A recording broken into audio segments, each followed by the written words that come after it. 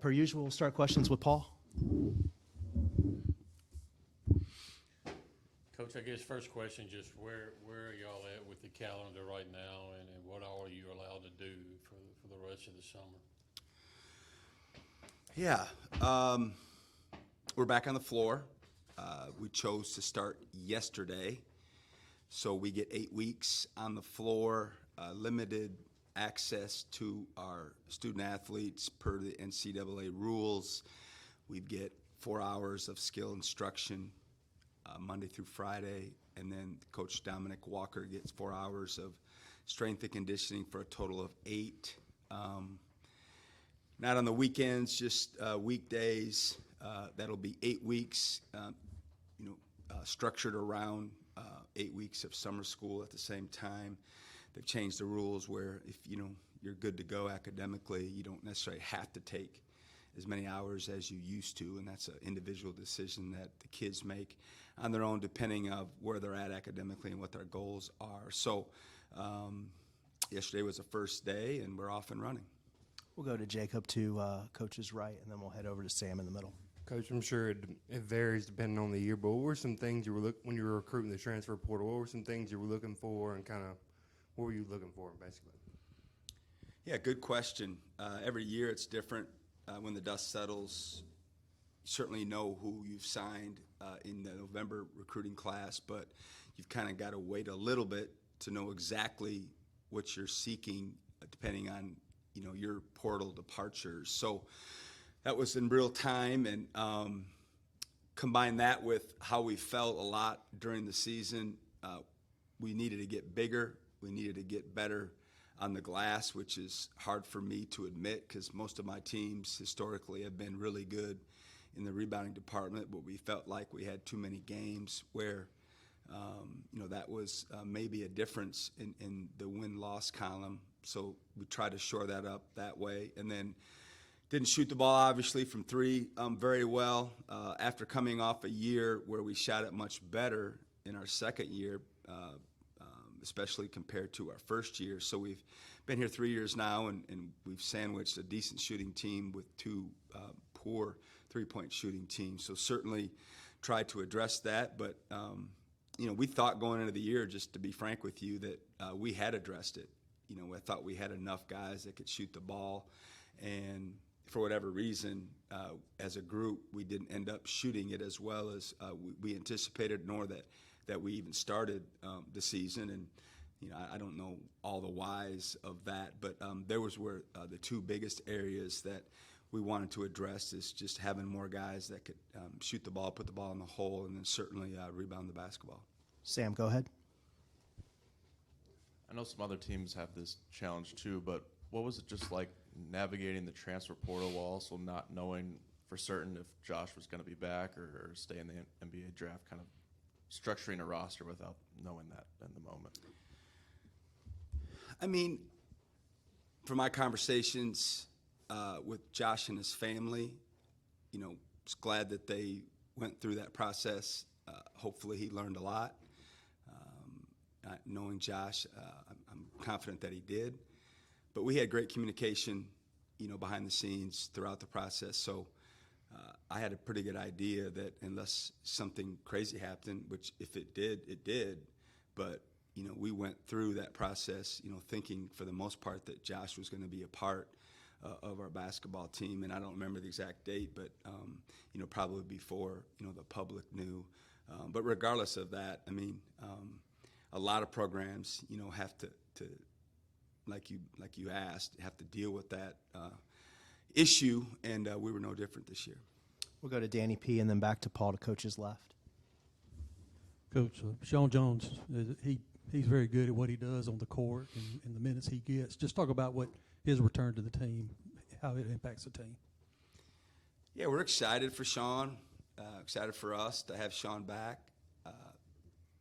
He's not a guy that, is a leading scorer or a big minute guy even, but he's helped us win a lot of basketball games. I've said this many times, but he somehow finds a way to get himself on the floor when it's hard, especially the last few minutes of a lot of the games that he's played in. he'll be our first 4-year guy that we've had. He matched, kind of our arrival. He came in with us that summer. He was a late signee, didn't get here till the fall. So he was behind the 8 ball a little bit going into his freshman year. But, in this era that we're coaching in, to have a 4-year player right off the bat is cool. I mean, it's not going to be the norm anymore. It'll be the exception, I think. And I think it speaks volumes to what Shawn values and what he's about. And, certainly going into a senior year, and albeit a very short time period, he's already shown, a willingness to step up and have a bigger voice. Certainly, it's easy for 2 days, and hopefully it's something that he'll continue doing because he's earned that right. The guys know he's been here a long time. Certainly the recruits followed us closely, once they signed with us in the fall. And it's been a so far so good situation with him that way.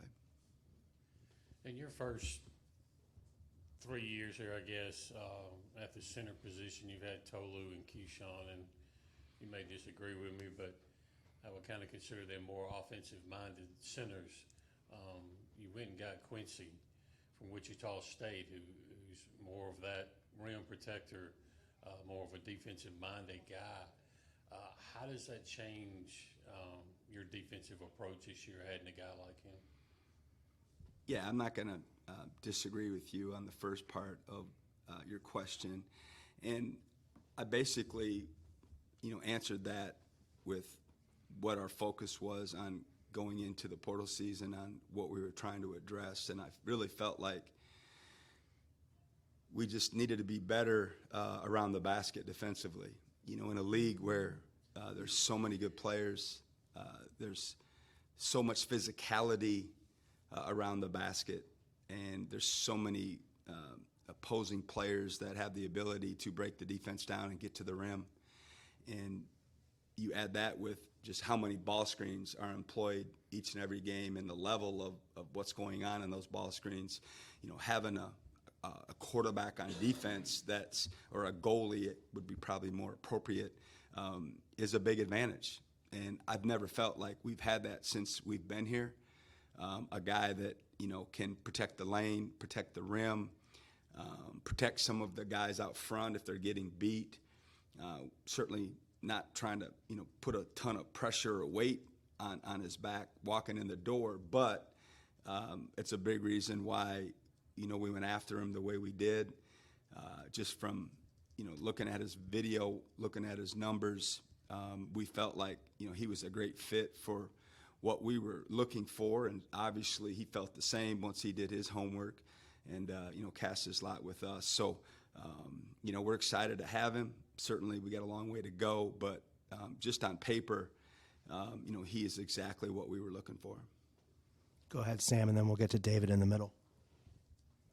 I know it's super early, but just what are your impressions of the freshman class and how they maybe could contribute right away for you?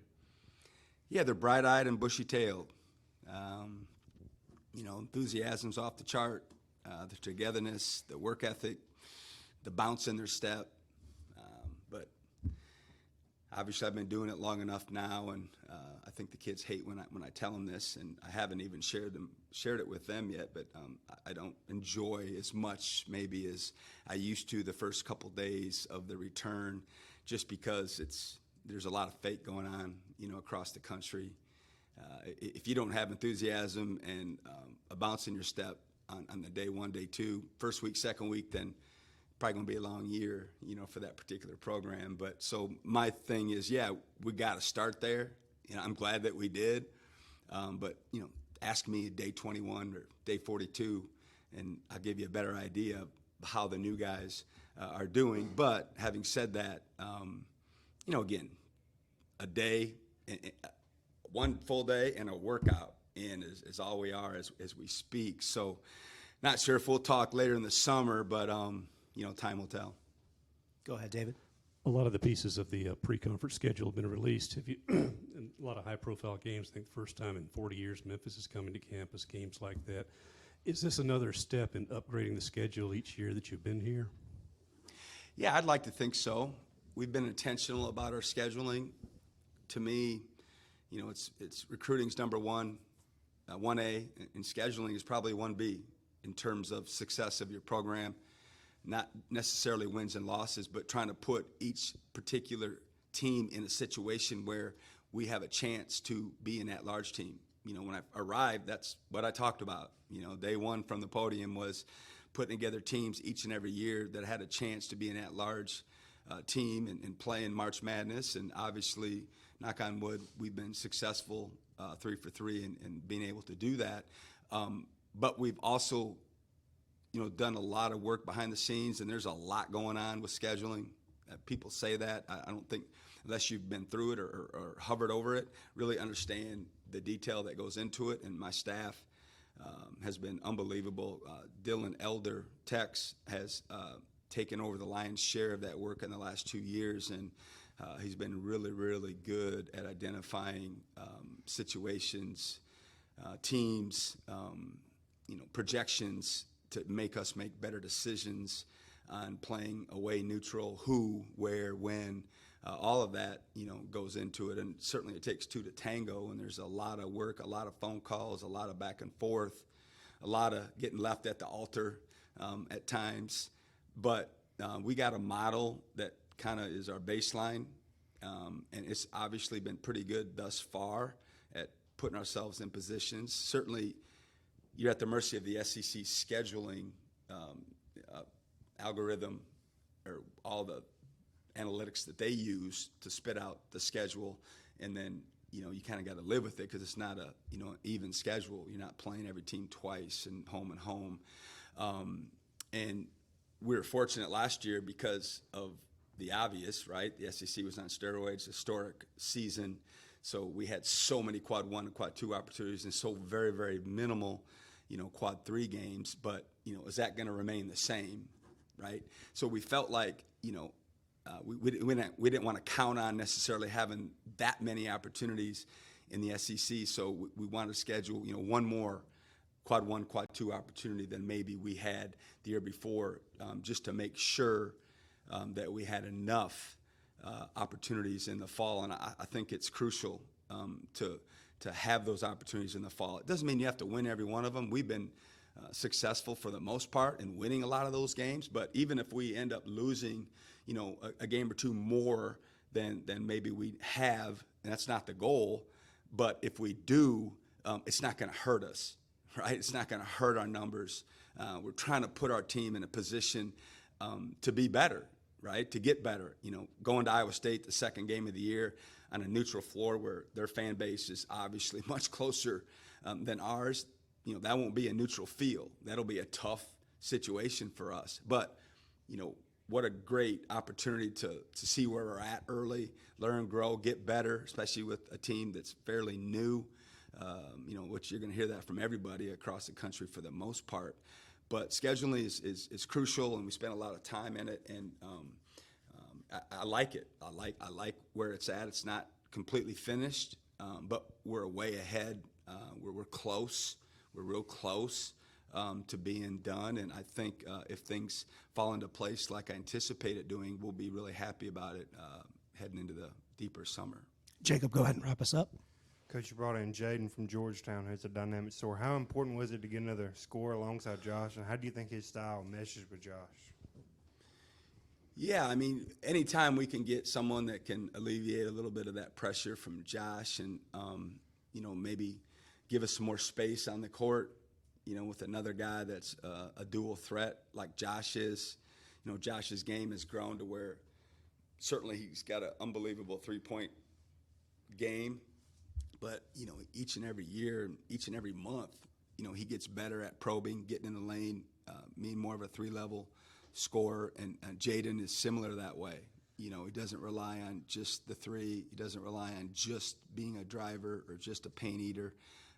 They have some similarities that way, and you know, hopefully, you know, he'll get comfortable right away and be a big part of what we're doing. And certainly part of the plan was, like I said, to alleviate some scoring stress on Josh. All right. Thank you, guys. All right, guys. Thanks. You bet.